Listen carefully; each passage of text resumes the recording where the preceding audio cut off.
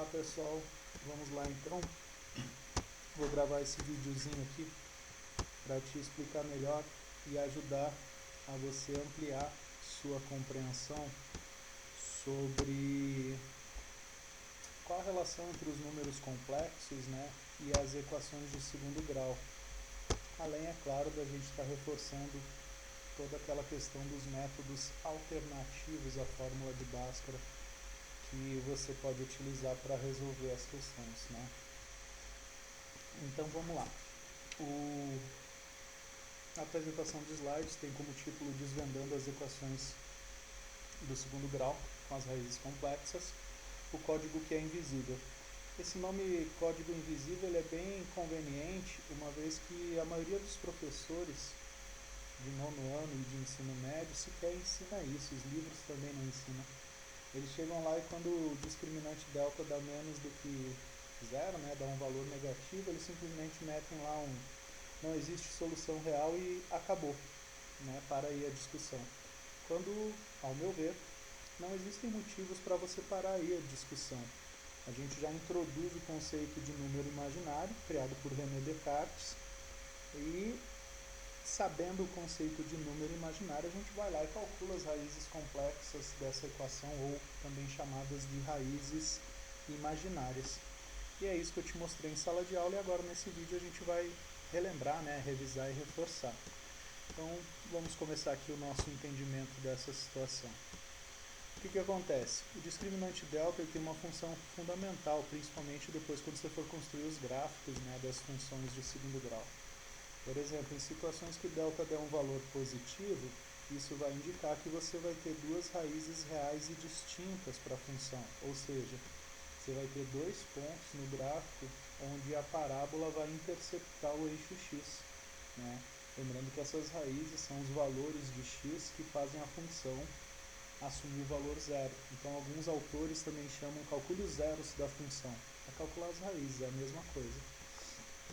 Você vai ter situações em que o delta vai dar zero, e aí quando o delta dá zero, você tem duas raízes reais, só que elas são iguais, porque você somar mais zero ou menos zero não vai fazer diferença no resultado final quando você está utilizando a fórmula de Bhaskara. A gente costuma dizer que você tem uma raiz dupla, elas são repetidas. E quando você vai para análise de gráficos, isso vai acabar evidenciando que a parábola toca o eixo x em um único ponto, diferente da situação quando o delta é positivo, que ela intercepta em dois pontos diferentes o eixo x. E aqui que é o filé da nossa aula de hoje. E quando o delta for negativo?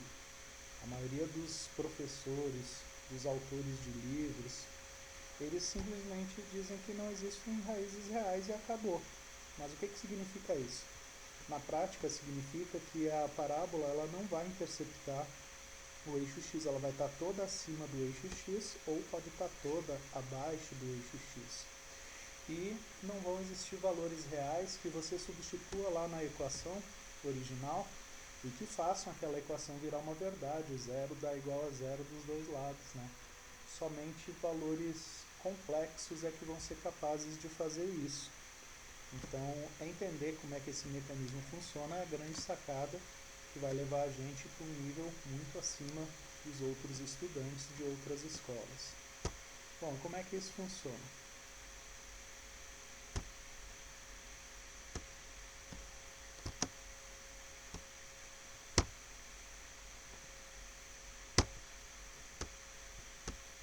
Ué, minha animação não está avançando? Agora avançou. O que acontece? Como é que a gente extrai uma raiz quadrada de um número negativo? Porque o que você sabe até então é que não existe raiz quadrada de números negativos no conjunto dos números reais. O René Descartes ele criou o conceito de número imaginário, chamando de raiz de menos 1 o número imaginário que ele representa por i. Automaticamente, se i é raiz de menos 1, quando eu trago essa raiz para o outro lado, eu sei também que i ao quadrado equivale a menos 1. E isso permite o quê? A gente entender essa raiz de menos 36 ou de qualquer número negativo sempre como sendo o produto da raiz do número que está ali dentro positivo pela raiz de menos 1. porque o menos 1 é o elemento neutro, né, da multiplicação. Então, se eu fizer menos 1 vezes o 36, continua dando menos 36. Então, esse cara aqui vezes esse continua dando a raiz de menos 36. Só que essa sacadinha já me permite trocar o raiz de menos 1 pelo número i, que é o número imaginário. E a raiz de 36 agora é positiva, ela existe. Então, ela vai ser mais ou menos 6, né? Aqui no caso, quando você estiver resolvendo lá a fórmula de Bhaskara. E aí você teria que a raiz de menos 36, sozinho isolado, seria 6i. Moral da história, você pode fazer essa conta muito mais rápido e direto. O que eu faço? Pega essa visão. Sempre eu troco o sinal de menos e a raiz pelo i. E aí, pego a raiz quadrada do número que sobrou, 6. Então, raiz de menos 36 seria 6i. Raiz de menos 25 seria 5i. Raiz de menos 49 seria 7i, por exemplo. Sempre você vai proceder dessa maneira, porque aí você nunca vai errar o cálculo. E vai poder seguir a conta quando aparecer uma raiz quadrada de um número negativo. Não mais colocando e finalizando o teu exercício com aquela anotação de que não existem raízes reais. Vamos para a anatomia de uma raiz complexa. A partir de agora, quando a gente começa a trabalhar com números complexos, a gente pode escrever todo o número como sendo uma parte real, que seria essa parte A, por não ter o izinho do número complexo, mais ou menos uma parte imaginária, que é o BI, né? A gente chama de A a parte real do número complexo e B, I, mais ou menos BI a parte imaginária. Então, sempre uma raiz complexa, ela vai ser raiz da equação de segundo grau e o conjugado dela também vai ser. O que é esse conjugado? É a mesma raiz, só que trocando o sinalzinho de positivo para negativo. Então, por exemplo, se, sei lá, 2 mais 3i é raiz de uma equação de segundo grau, o 2 menos 3i também é automaticamente, pelo fato dessas raízes serem conjugadas, e você pode entender assim, elas vão aparecer sempre aos pares na equação. Então essa é uma verdade que sempre vai ocorrer. Vamos avançar um pouquinho mais. Bom, quais os caminhos quando você tem equações cujas raízes são números complexos?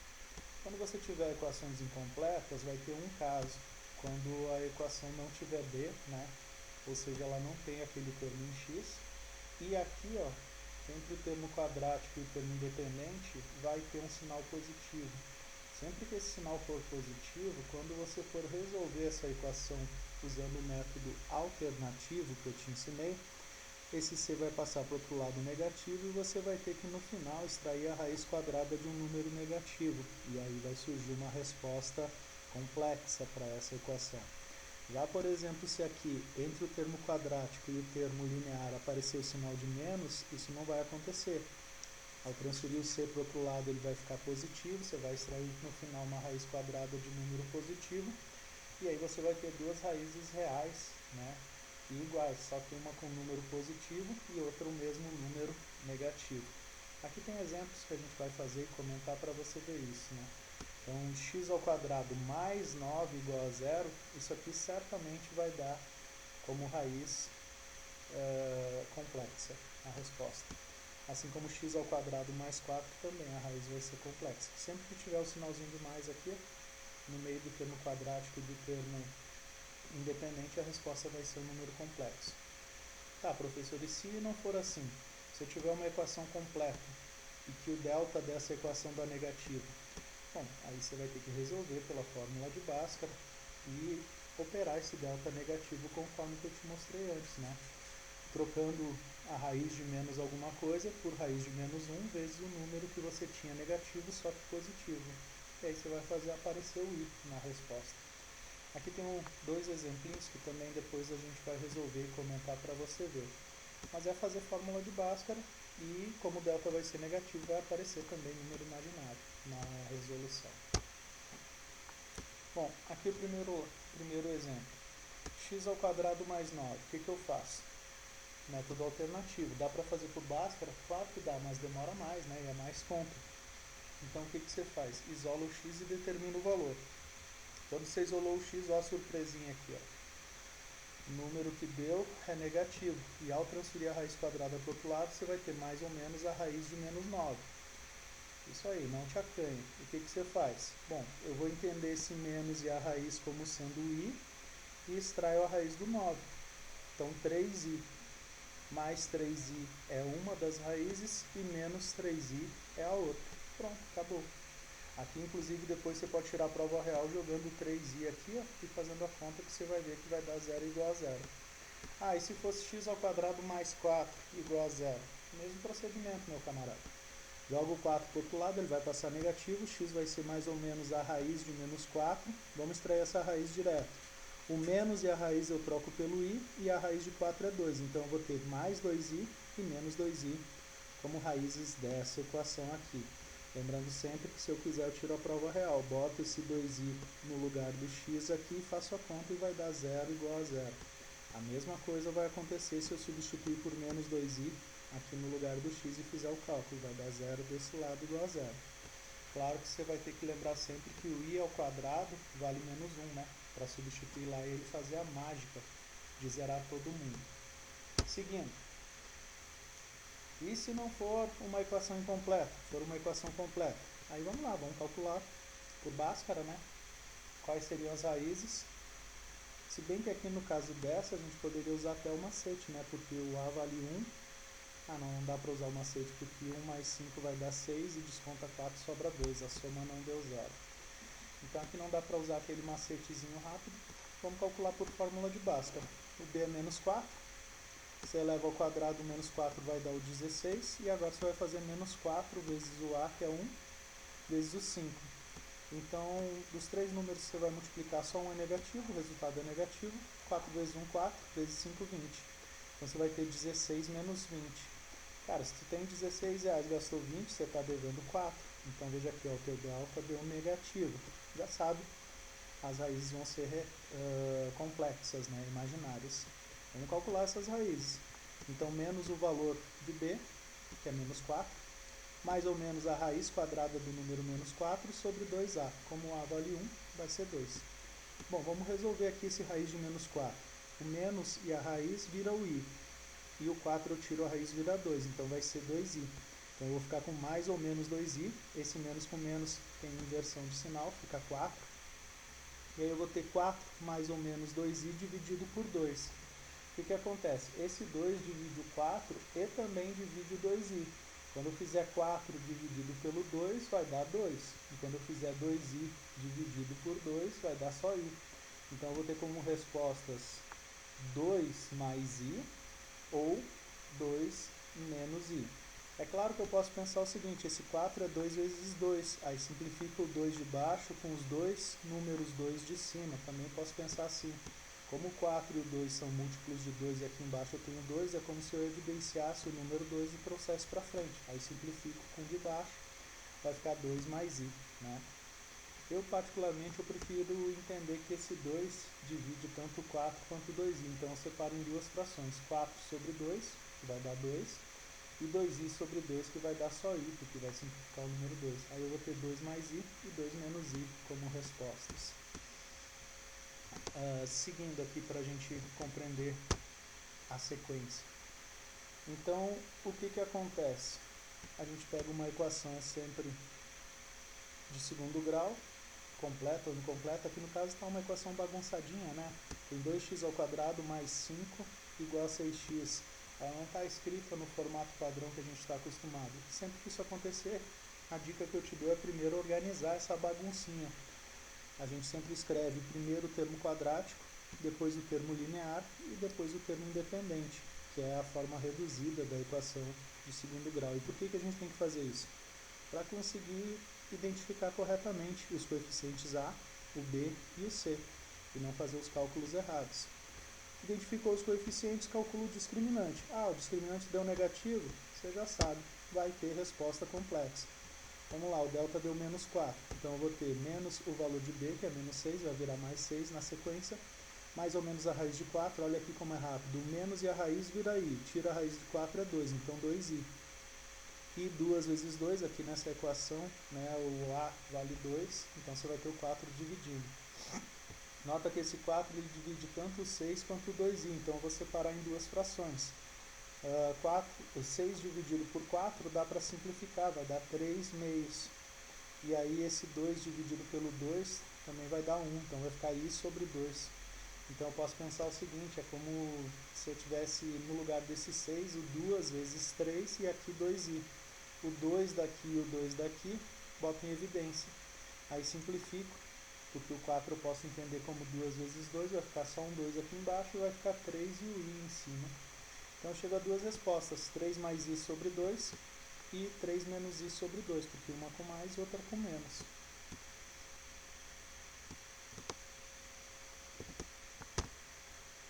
Professor, e como é que eu sei se essas respostas estão corretas ou não? Ué, do mesmo jeito que você sabe quando você tem números reais nas raízes, faz a prova real. Aqui ele está chamando de prova de fogo, né? Mas é a prova real. E o que acontece? Como essa equação original estava bagunçada, normalmente eu faço a prova real em sala trabalhando com a equação organizadinha, porque daí vai ficar 0 desse lado. Mas nada impede que você trabalhe com ela bagunçada. Você vai substituir aqui e vai ver que o que vai dar desse lado vai ser exatamente igual ao que vai dar desse lado. Até acho legal aparecer nesse material que eu construí desse jeito para você ver uma outra forma, um pouco diferente daquela que eu costumo fazer em sala de aula. Então, substituindo o 3i mais 2 sobre 2 no lugar do x aqui, e aqui o que a gente vai ter? A gente vai ter no lado esquerdo o 2 que multiplica 3i, 3 mais i sobre 2 ao quadrado mais 5. E do outro lado, lado direito, 6 que multiplica 3 mais i sobre 2. Desenvolvendo aqui, o 2, vamos expandir primeiro aqui esse produto notável, 3 mais i, né, que é o binômio quadrado perfeito. Você vai fazer 3 mais i ao quadrado. Então você vai pegar 3 mais i e vai multiplicar por ele mesmo. Aqui ele acabou fazendo direto, né? O quadrado do primeiro, que é 9, mais 2 vezes o primeiro multiplicado pelo segundo, então 2 vezes 3 vezes o i, isso aí vai dar 6i, e mais o quadrado do segundo termo, que é i ao quadrado. E aí o que rola? Você tem aqui embaixo esse 2 que vai ser elevado ao quadrado, vai virar um 4. Simplificando com esse 2 aqui, vai sobrar um 2 embaixo. Então a gente vai ter, no lugar do i ao quadrado, não esqueça de substituir por menos 1, né? Então você vai ter aqui no final 9 menos 1, 8, sobre 6i. E esse 8 sobre 6i vai estar multiplicado por 2 e dividido por 4. De onde é que veio esse 4? O 2 ao quadrado vira 4. Dá para simplificar aqui, o 2 com 4. Então vai ficar 8 mais 6i sobre 2 mais 5. E aí o que acontece? Esse 2 está dividindo o 8, então vai dar 4, assim como está dividindo o 6, que vai dar 3i. Então eu vou ter 4 mais 5, 9 mais 3i, que representa todo o lado esquerdo da equação, quando eu pego e jogo o 3 mais i sobre 2 aqui no lugar do x. Vamos ver que resultado dá quando a gente desenvolve o lado direito, que é 6 vezes x. E lembrando que o x aqui, que é a primeira raiz que a gente está usando, para tirar a prova real, é 3 mais i sobre 2. Então a gente vai ter que o 6 dividido por 2 dá 3, já fez a simplificação. E aí você vai ter 3 que multiplica 3 mais i. 3 vezes 3, 9, 3 vezes i, 3i.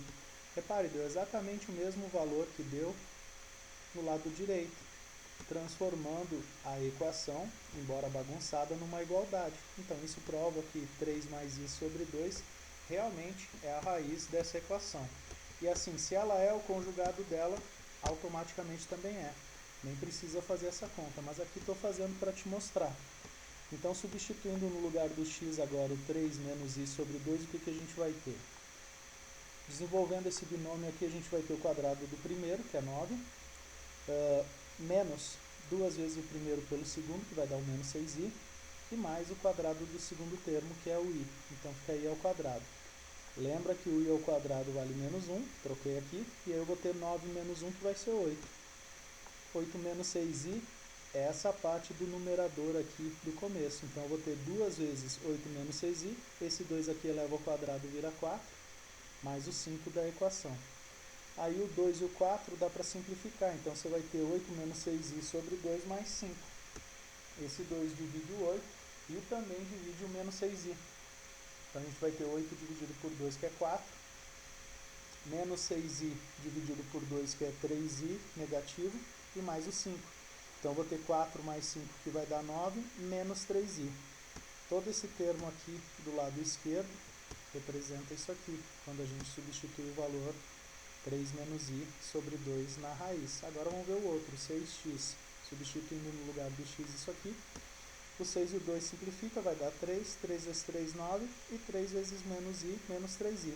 Repara, novamente deu o mesmo valor dos dois lados, o que prova que a raiz conjugada da primeira também é uma resposta correta para essa equação.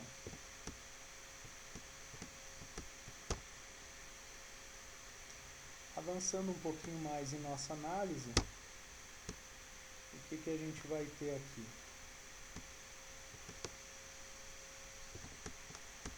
Bom, se você tiver uma equação de segundo grau completa, não dá para fazer método alternativo. Você vai fazer fórmula de Bhaskara. Calculou o discriminante delta aqui, ó, 4 ao quadrado 16, menos 4 vezes o a, que é menos 1, vezes o menos 29, então você vai ter 16 menos um número negativo, porque ao multiplicar esses três carinhas aqui, ó, menos 4, menos 1 e menos 29, o resultado vai dar negativo, no caso menos 116. Então, teu delta vai dar menos 100.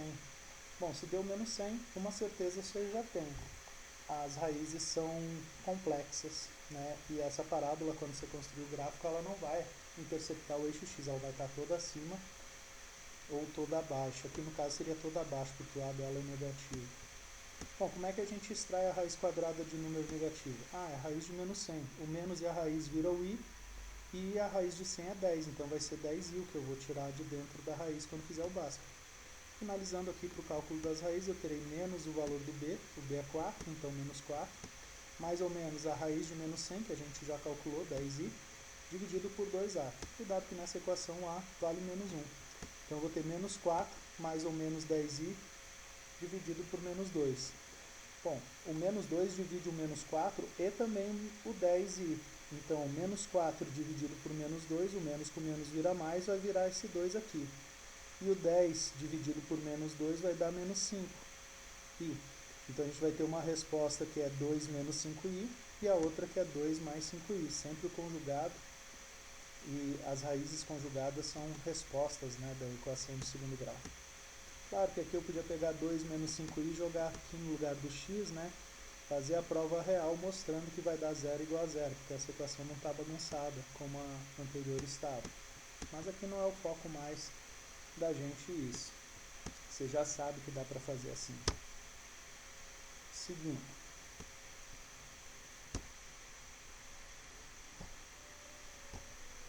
Bom, como é que fica o nosso sistema? Não esqueça daquele atalho, né? Sempre que a soma dos coeficientes a, b e c de uma equação de segundo grau der zero, você não precisa fazer fórmula de Bhaskara. As respostas serão sempre 1 para x1 e o x2 será o valor do c dividido pelo a. Vamos ver um exemplo aqui rapidão. 2x ao quadrado mais 5x menos 7 igual a 0. O que está rolando aqui? 2 mais 5 dá 7, com menos 7 dá 0. Então, a soma dos coeficientes dessa equação deu 0. Se isso está satisfeito, a gente já sabe de cara, sem fazer conta, que uma das raízes é 1 e a outra vai ser o valor do c, que no caso aqui é menos 7, né, o termo independente, dividido pelo valor do a, que é 2. Então, menos 7,5 seria a resposta. Se você fizer essa equação por Bhaskara, você vai chegar à mesma conclusão. Tá? Só que vai demorar mais tempo. Então, hoje em dia, como é que eu faço? Aparece uma equação de segundo grau para mim, para que eu tenha que resolver. Primeiro passo, identifico os coeficientes e verifico se a soma deles der zero. Se der zero, não tem conversa. Faço aqui um macetezão. Não deu zero. A equação é completa? Bhaskara. Se a equação é incompleta, ao invés de fazer Bhaskara, eu vou fazer um dos métodos alternativos, que vai depender se o b for zero ou o c for zero. E aí cada um tem seu caminho ali na hora de resolver um pouquinho diferente. E para finalizar, um quadro resumo do que você deve se preocupar para resolver equações de segundo grau. Aqui está a forma geral de escrever uma equação completa na sua forma reduzida, ou seja, ela tem os três coeficientes, o a, b e o c, e nenhum deles é zero, está igualado a zero, não está na baguncinha. No mundo real dos livros de matemática, a maioria das vezes o delta vai ser positivo ou no máximo igual a zero. Quando isso acontecer, você vai calcular as raízes reais. Se o delta for positivo, vai ter duas raízes reais distintas. No gráfico, isso vai se traduzir em a parábola interceptar duas vezes o eixo x. Se o delta for zero, aí vai ter duas raízes, mas vão ser iguais. A parábola vai tocar o eixo x em um único ponto. Agora, se o delta dessa equação der negativo, aí as raízes são complexas. No gráfico, isso vai ser traduzido como a parábola está toda acima ou toda abaixo do eixo x. E não vai tocar o eixo x em nenhum lugar, porque as raízes não são números reais, são números complexos. E aí você vai usar a definição de número complexo, que é i igual a raiz de menos 1, e achar, né, as raízes simétricas dessa equação de segundo grau. Uma coisa importante, fórmula de Bhaskara, na verdade não é esse o nome, né, porque não foi Bhaskara que criou ela, eu já expliquei isso para vocês. A fórmula resolutiva de uma equação de segundo grau, ela nunca falha. Ela vale para todo e qualquer tipo de equação. Método alternativo não, só vale para equações incompletas. O macete só vale quando a soma dos coeficientes dá zero. O fato do delta poder dar negativo não é um erro. Na verdade, é simplesmente a chave de acesso para um outro universo que surge agora para você, que é o universo dos números complexos, um outro conjunto numérico mais amplo do que o conjunto dos números reais. E que você nem sabia que existia, né? Só iria ficar sabendo no terceiro ano do ensino médio. Mas não tem por que esperar até lá para aprender isso. É muito tranquilo de aprender a definição que o René Descartes fez para números complexos e a gente usar ela aqui. Tá? Tem a listinha de exercícios, caprichem aí fazendo, tendo dúvidas, me acionem para ajudar vocês e essa semana ainda a gente faz a avaliação, espero sucesso a todos, quero ver um monte de gente gabaritando. Um abraço, tchau, obrigado!